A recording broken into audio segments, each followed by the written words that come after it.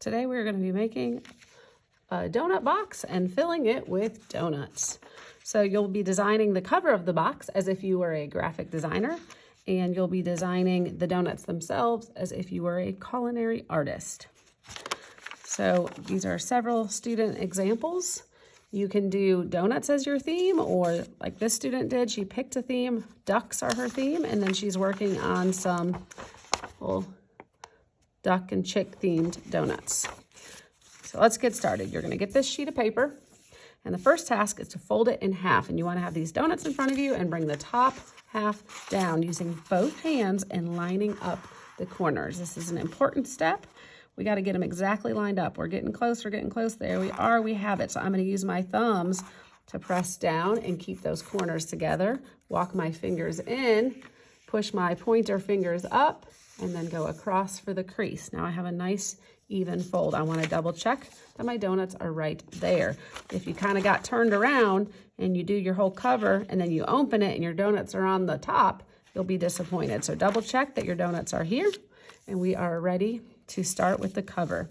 For the cover, we are going to learn how or practice bubble letters. Here's my favorite method. You start by lightly drawing the word in normal letters. So D, finger space O, finger space N. So my letters are standard, but my spacing is extra. And I'm drawing soft so that I can erase and it can be gone forever, because these are not staying in my final product. So next step, I'm going to go around the outside of the original letter I drew without touching this line, floating around the outside of it and then the inside of it, and then I erase that original line. I'm gonna do that for each letter. The D and the O are pretty simple.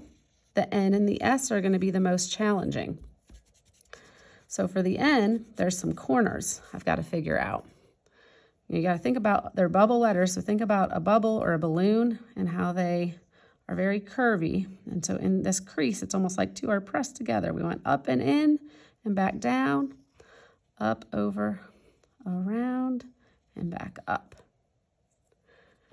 Erase. Now the U and the T are not too bad, but the S is going to be tricky. So for the S, there's a lot of wiggling, but you've also got to make a decision about how curvy. So I could stop my curve here kind of straight out, or I could curve it up. So you're going to decide how curvy do you want your S.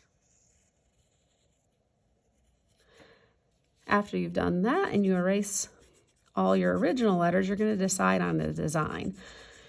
You want to think about filling up all the negative space. This white area is called negative space in art, and it doesn't mean it's bad. It's just space that's left to be filled.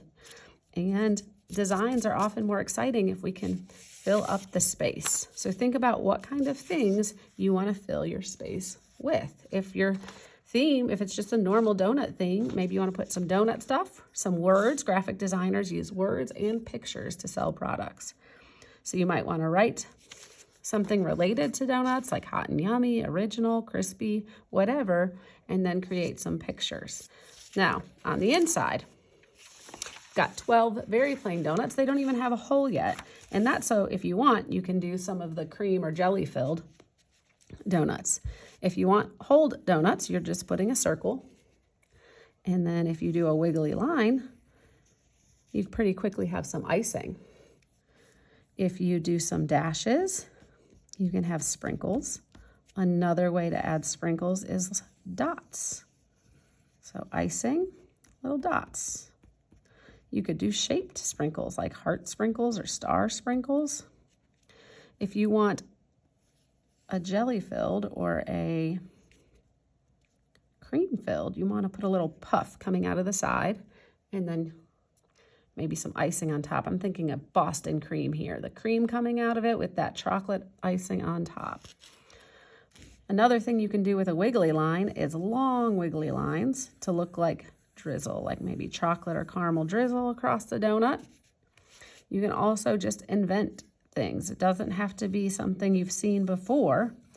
You just decide how you want to make these donuts with the goal of trying to make 12 unique different donuts, kind of like a challenge. If you're doing a theme, you can put those, you can get real creative with what you put on each of these donuts. Once you have all your designs worked out with pencil, you're going to move on to coloring with crayon. And my tip is that you do some outlining before you color in. Outlining can be done with black, but it can also be done with whatever color you're going to do that letter or shape. So I outline by pressing hard first with my crayon and making a line around it, and then a smooth, soft back and forth motion to fill in the color. Another tip is once you've gone in one direction with your crayon, you can go in a new or opposite direction for a second layer, and that really helps smooth out the color. So these were done with crayons, but you could also use colored pencils. I would not use markers because it'll bleed through, and we're using both sides of the paper, so markers is not something I would use. But get creative and have fun.